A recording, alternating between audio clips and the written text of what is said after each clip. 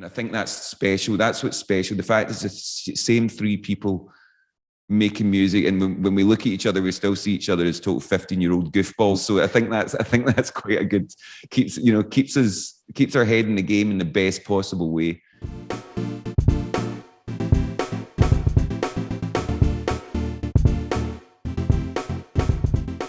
Hey guys, James Wilson-Taylor here for Rock Sound. Is the latest of our video calls. We've been chatting to everybody from the comfort of home, and I'm delighted to say from Biffy Clyro, Mr. Simon Neil is back with us. How are you, Simon?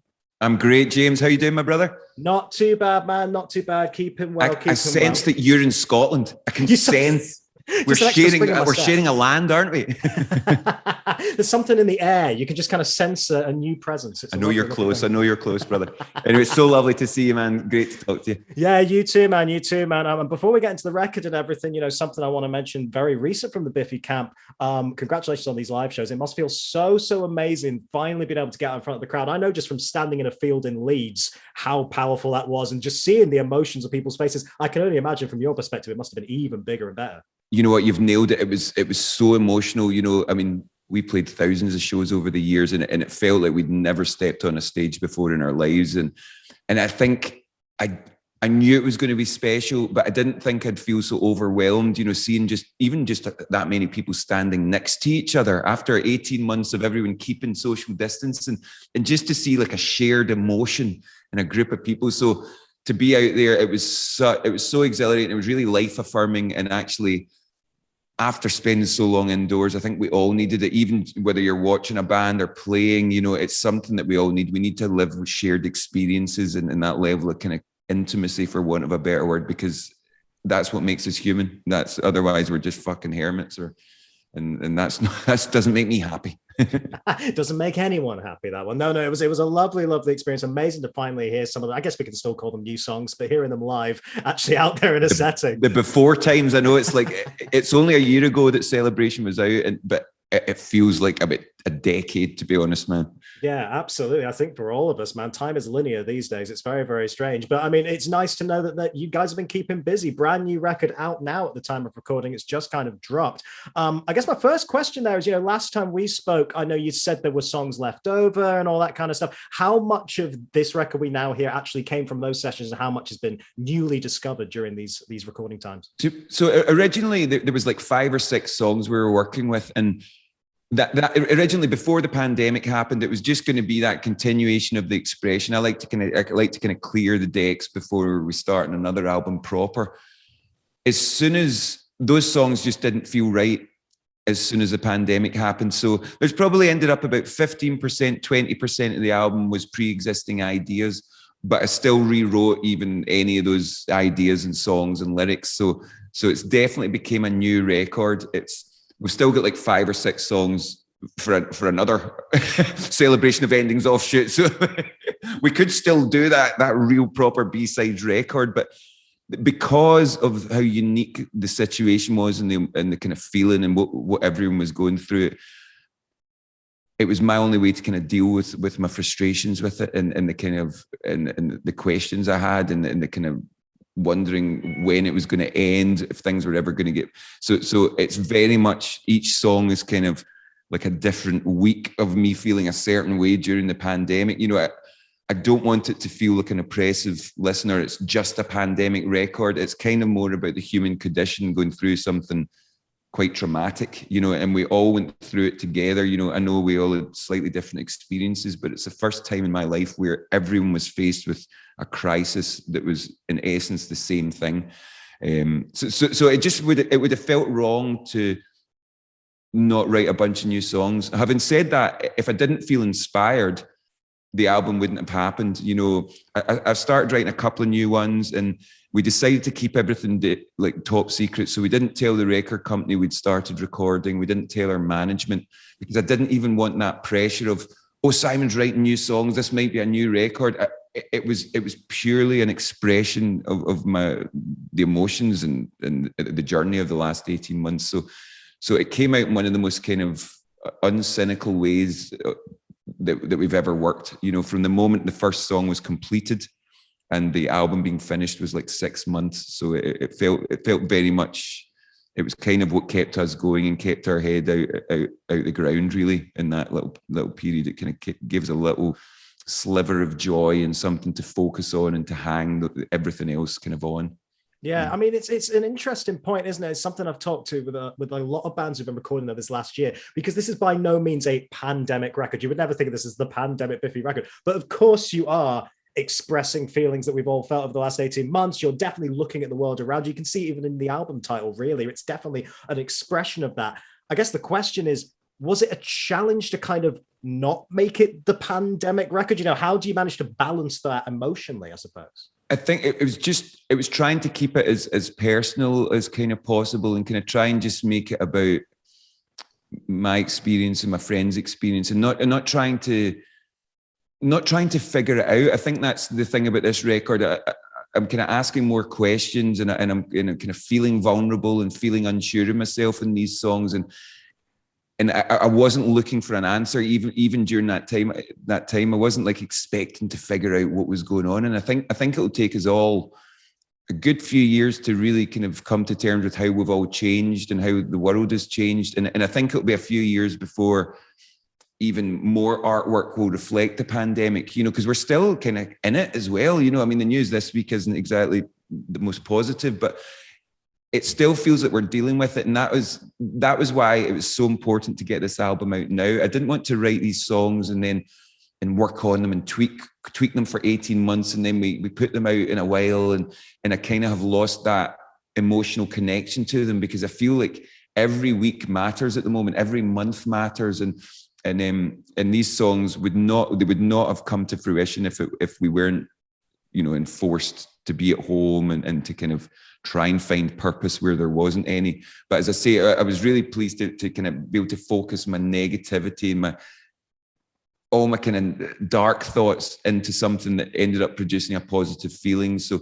rather than it manifesting in a really unproductive way, you know, which unfortunately some people haven't had the opportunity to express it outwardly. Some people have either been by themselves or they don't get that opportunity. So I do feel genuinely lucky to have been able to kind of get it out rather than just keep it in and let it eat away. Yeah, it's interesting how it's kind of manifested in the sound of the record as well, because I think what's kind of interesting with it is, with the celebration of endings, it felt like the majority of that record fell into that big anthemic, big melodic sound you guys are known for. And then, of course, you have moments like Cop Syrup as well that kind of complemented that. This, to me, felt like the reverse. You've definitely got those anthems in there again, but it's a much more progressive, much more experimental, kind of Infinity Land sound, I kind of thought, with this one in a lot of places.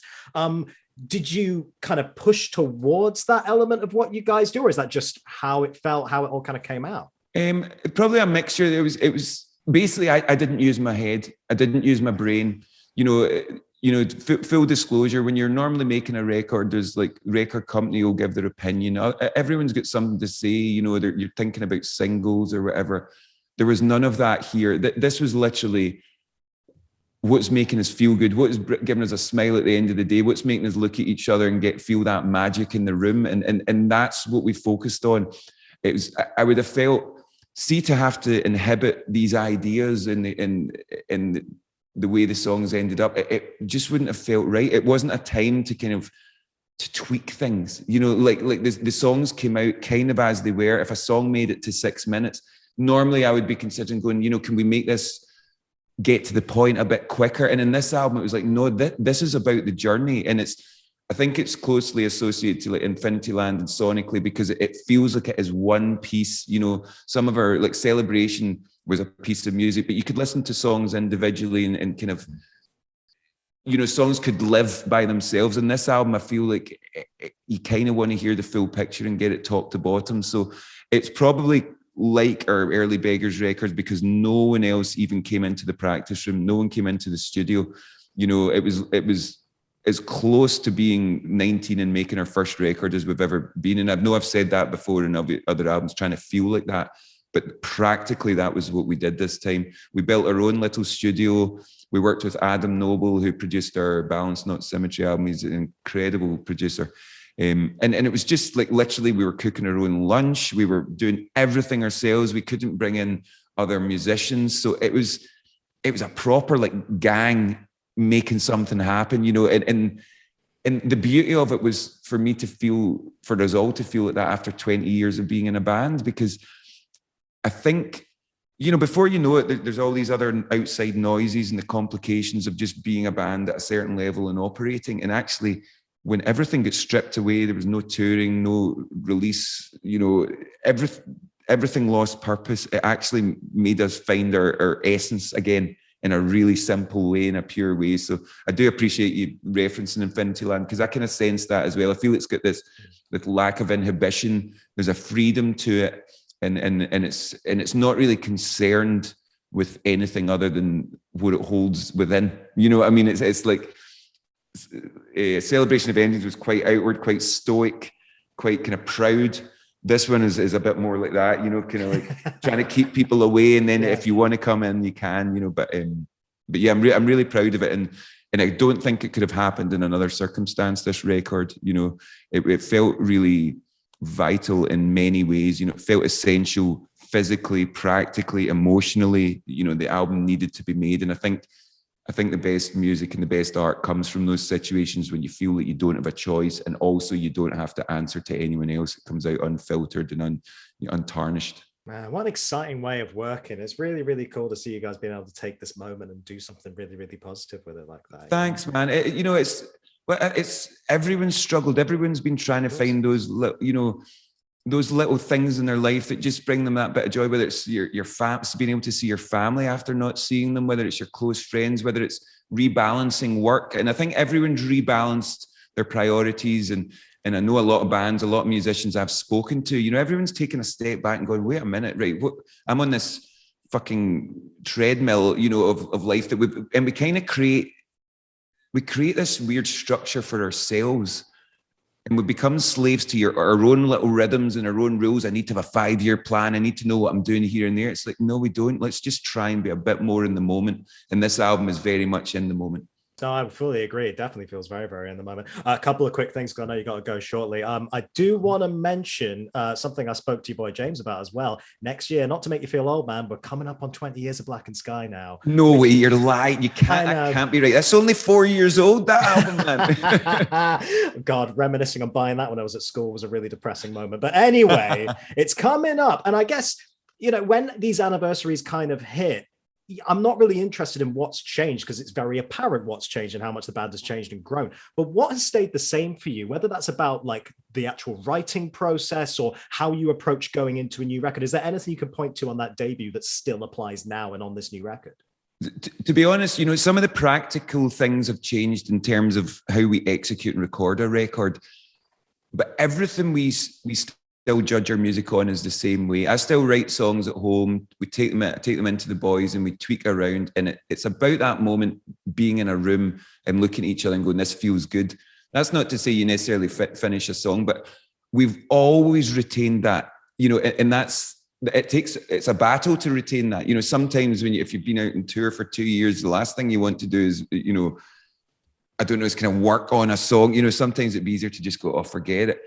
Those moments where we just find the simplicity of it all, that is what keeps us going, keeps our hunger moving forward, and also keeps us wanting to kind of find new inspirations. So I think that's what I always say to any band that asks, you know, how have you done it for so long? It's like, make sure that you enjoy what you do at the start, at any stage, because you know what, things aren't going to become that wildly different if you don't enjoy that essence of being in a room making some music. It doesn't matter how successful or popular you are, that won't make you happy. So we're always a slave to the song. We're, even from our first record, we were never scared of like having a quiet song next to something that was a bit more abrasive. And when I look back, I don't think we've changed as much as, I mean, as humans we've changed, but the way we do things, I don't think we have changed much, you know. And especially because we're talking about the myth of the happily ever after, which was created in the same way as the first 3 records. So maybe if you'd spoken to me after Celebration and the pandemic hadn't happened, I would be like, you know what, there's maybe not a lot in common other than the songwriting. But actually, we've kind of just retouched on the essence of who we are as a band. And I think that's special. That's what's special. The fact is the same 3 people making music, and when we look at each other, we still see each other as total 15-year-old goofballs. So I think that's quite a good, keeps our head in the game in the best possible way. I hope that was an alright answer. It's kind of hard. It's hard to kind of dissect sometimes, your own history. It's a lovely moment to look back on that history, though, I think, especially in the context of this record, because like you say, a lot of similarities to that early era, but still acknowledging everything that's come on. It's a really nice kind of absolutely. And also what I would say, every time we make a record, we're not thinking about what's coming next. We put everything, even from Blackened Sky, our very first singles had B-sides that weren't on the album. We brought out a B-sides album after that. And it was always important for me that the album that we were expressing at that point was its own thing. And then when we moved on to the next record, there was no ideas hanging over. And that's what I think kind of keeps us rolling, because we put ourselves in this cliff edge before every album. There's no parachute. Some bands will have a couple of songs, and I know that ironically Myth had a couple of ideas, but this is a unique kind of moment. But for me, it's always about stripping everything bare, standing on that edge and going, where we're going to jump off here, and we don't know if we're going to, the parachute will open and we're not going to smack the ground and break into a million pieces. But that is where the excitement is. And I think we still have that kind of, fuck, we better pull something out our arse here, because everything's on the line again, and everything has to feel on the line. It was different stuff we had in the line back in Blackened Sky, but it still mattered in that way. It was like everything lived or died in that album. And I think, for better and for worse, every record we've made since then has felt like that. It's sometimes to my health, detriment of my health, but not to the detriment of the music, I hope, and I don't expect everyone to love everything we do, but I know for a fact that every time we've made a record, we have pushed ourselves to the fucking max.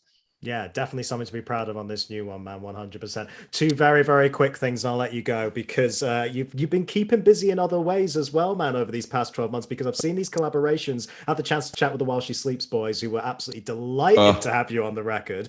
And of course, you popped up on the Architects album as well. So I'd love to hear a little bit. I know, right? I'd love to hear a little bit about working with those bands, because I know what massive fans they are of you guys as well. But then on the same token, I saw you did that Metallica cover as well, and I know what a massive Metallica guy you are. So a little bit about working with those newer guys, but also I want to hear how daunting it was to take on that Metallica classic as well. Of course. Well, this pandemic was happening. Architects reached out, they mentioned a little while ago about singing a song with them, and I have loved and admired Architects from Hollow Crown, like right from like mid noughties. I've just always loved how maniacally abrasive they were at the start. They've always hypnotized me, and I love the way they've evolved. They've just grown into this really sophisticated band, and I think especially in metal music, it can be hard to really have that sophistication and kind of intelligence to the music. So to be a part of them, a part of their family, and especially with everything they've gone through over the years, like a band like that, that they are doing it for the right reasons, down to the, like what I want our band to be, which is walking into that room.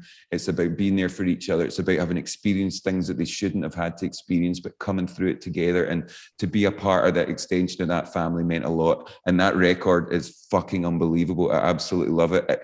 For a band like Architects to still be making their best record after, what was it, sixth album, I think. I love that. So it feeds back into inspiring me. With While She Sleeps, again, I've been a fan of them for years. I caught one of their videos a good few years ago, and I just loved the attitude of how they play. They're a band that they leave it all out there when they're recording and when they're the way they operate, the way they're directly communicating with their fans. Their music's incredible. I love the evolution, the way they've moved as a band as well over the years. And yeah, I just admire how they work. So to be asked to sing, it was two of the most easiest yeses I've ever said to anything in my life. As I say, I love the way While She Sleeps are doing, I think, the Patreon kind of thing at the moment, or it's a version of that. And I just love the commitment to their art, the commitment to their fans, and the fact that they are a DIY unit, I think is incredible in this day and age. And it's extremely inspiring to the next generation to show, what, we don't need the fucking mainstream. You don't need it. Go, make your own fucking community and get it out there. So I feel like I've learned a lot from Architects and While She Sleeps. Metallica. I've learned a lot from Metallica. Metallica were the first proper band I saw live back in like 92 or something. It was the first metal record I ever got, was the Black Album. I bought it in cassette in Cyprus, and it was a pirate. I shouldn't have bought it, but it was like fucking three whatever separate pounds, I think maybe it was. And I remember just listening to it for about a year straight, like. And Holier Than Thou was always my jam in that album. I think because Enter Sandman, Sad But True, Nothing Else Matters were such massive songs from the get-go. I was that kid that was like, no, I don't want to like the big songs. I want to like the thrash metal numbers. So that was always going to be the song we were going to cover. I felt like it was a challenge we could have accepted. And to be asked by Metallica, because it was literally Metallica, they emailed everyone that they asked, it was a really lovely invitation. And the fact that they were the band that meant so much to me, we've played with them over the years. And it just felt like such an honor to put a Biffy spin on a Metallica song, because I can't honestly stress to you what an important band they were for me. I wouldn't be playing guitar if it wasn't for Metallica. And we just fucked with it just enough, just to alienate some metalheads, but Metallica like it, so I don't give a shit. Right, you need to get a tattoo of that, and that is going on a t-shirt as well. Metallica like it, so I don't give a shit. Fantastic. Simon, it's always such a pleasure to talk to you, man. Congratulations on this new record. Seriously, just so many wonderful moments in there that I cannot wait to see live when you guys get back out on the road there. But yeah, in the meantime, stay safe. Cannot wait to see what comes next from you guys, man. Thank you, James, for your time. Yeah, I'll see you soon, my brother.